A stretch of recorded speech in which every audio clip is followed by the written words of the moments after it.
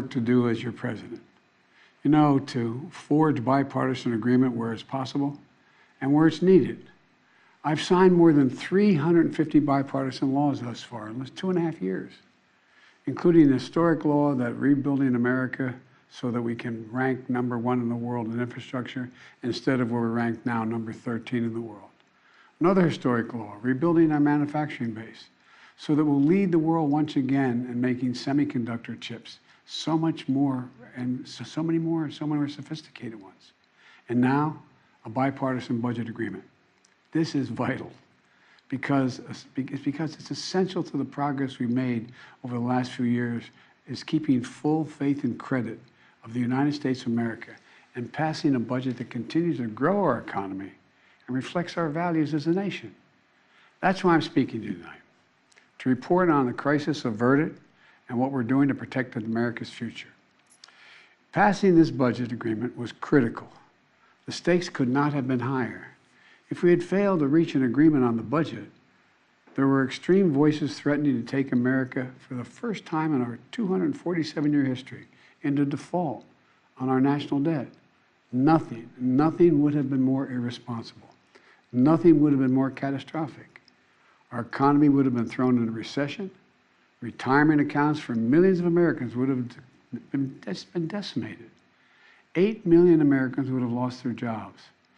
Default would have destroyed our nation's credit rating, which would have made everything from mortgages to car loans to funding for the government much more expensive. And it would have taken years to climb out of that hole. And America's standing as the most trusted, reliable financial partner in the world would have been shattered. So, it was critical to reach an agreement. And it's very good news for the American people. No one got everything they wanted, but the American people got what they needed. We averted an economic crisis, an economic collapse. We're cutting spending and bringing the deficits down at the same time. We're protecting important priorities from Social Security to Medicare to Medicaid to veterans to our transformational investments in infrastructure and clean energy. I want to commend Speaker McCarthy. You know, he and I, and our teams, we were able to get along, get things done. We were straightforward with one another, completely honest with one another, respectful with one another. Both sides operated in good faith. Both sides kept their word. And I also want to commend other congressional leaders. House Minority Leader Jeffries, Senate Majority Leader Schumer, Senate Minority Leader McConnell. They acted responsibly and put the good of the country ahead of politics. The final vote in both chambers was overwhelming, far more bipartisan than anyone thought was possible. So, I want to thank the members of Congress who voted to pass this agreement, which I'm going to sign tomorrow and become the law. So here's what the deal does. First, it cuts spending. And over the next 10 years, the deficit will be cut by more than $1 trillion. And that will be on top of the record $1.7 trillion. I already cut the deficit in my first 2 years in office. And it's clear we're all on a much more fiscally responsible course than the one I inherited when I took office 4 years ago. When I came to office, the deficit had increased every year the previous 4 years. And nearly $8 trillion was added to the national debt in the last administration. And now we're turning things around. And that's good for America. You know, my dad used to have an expression. He said, Joey, don't tell me what you value. Show me your budget. I'll tell you what you value. That's at the heart of this debate. What do we value? Protecting seniors. You may remember during my State of the Union address, there was a spirit exchange between me and a few Republicans spontaneously occurring on the floor of the House of Representatives. I was pointing out that for years, some of them were putting forward proposals to cut Social Security and Medicare. And some of them that night took exception, and they said very loudly that that wasn't true. So I asked them on the floor that night, I said, ask them a simple question. Will you agree not to cut Social Security, not to cut Medicare? Would they agree to protect these essential programs? They're a lifeline for millions of Americans. Programs that these Americans have been paying into every single paycheck they've earned since they started working. And that provides so much peace of mind. With the bright lights and cameras on, those few Republicans who were protesting, they agreed. They said they wouldn't cut it. That's how we protected Social Security and Medicare from the beginning and from it being cut, period. Healthcare was another priority for me, a top priority. I made it clear from the outset, I would not agree to any cuts in Medicaid, another essential lifeline for millions of Americans, including children in poverty, the elderly in nursing homes, and Americans living with disabilities. The original House Republican proposal would have cut health care for up to 21 million Americans on Medicaid. And I said no. And Medicare is protected. And so are millions of people most in need. Look, I've long believed that the only one truly sacred obligation that the government has is to prepare those we send into harm's way and care for them and their families when they come home and when they don't come home. That's why my last budget provided VA hospitals with additional funding for more doctors, nurses, and equipment to accommodate the needs of veterans and more appointments. The House Republican plan would have meant 30 fewer million VA healthcare visits for our veterans. But we didn't let that happen. In addition, this bill fully funds the Bipartisan PACT Act, the most significant law in decades for veterans exposed to toxic burn pits and for their families. It expands access to those veterans and their families to health care and to disability benefits. Look, we're investing in America and our people and in our future. We've created over 13 million new jobs, nearly 800,000 manufacturing jobs. Where is it written that America can't lead the world again in manufacturing? Unemployment is at 3.7%. More Americans are working today than ever in the history of this country. And inflation has dropped 10 straight months in a row. In this debate, I refuse to put what was responsible for all this economic progress on the chopping block. This bipartisan agreement protects the law that will help us build the best infrastructure in the world.